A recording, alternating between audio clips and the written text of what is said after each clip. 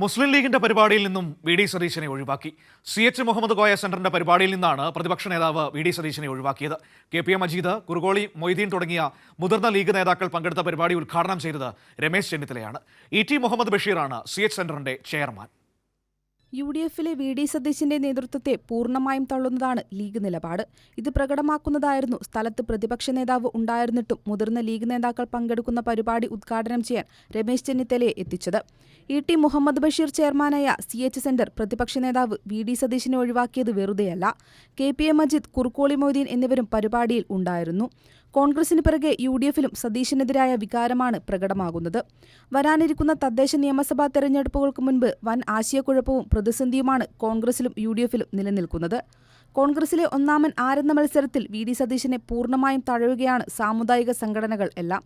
NSS general secretary Sukumaran Nair ദീർഘകാലത്തിനു ശേഷം ചെന്നിത്തലയെ പിണക്കം മറന്ന് ക്ഷണിച്ചതും SNDP general secretary Vellappally Natesan V D സതീശനെ തള്ളിപ്പറഞ്ഞതും കോൺഗ്രസിലുണ്ടാക്കിയ ചർച്ച ചെറുതല്ല. സമസ്തയുടെ രമേശ് ചെന്നിത്തല അനുകൂല നിലപാട് വി ഡി സതീശനെ പൂർണ്ണമായും തഴയുന്നതിനാണ്. പ്രധാന ഘടകകക്ഷികളും സാമുദായിക സംഘടനകളിലെ ഗ്രൂപ്പുകളും സതീശനെ അംഗീകരിക്കുന്നില്ല. ഒന്നാമനാകാനുള്ള വി ഡി സതീശന്റെ ശ്രമത്തെ എന്തു വില കൊടുത്തും ചെറുക്കാനാണ് കോൺഗ്രസിലെ എതിർവിഭാഗം ഒരുങ്ങുന്നതും. കൈരളി ന്യൂസ്, തിരുവനന്തപുരം.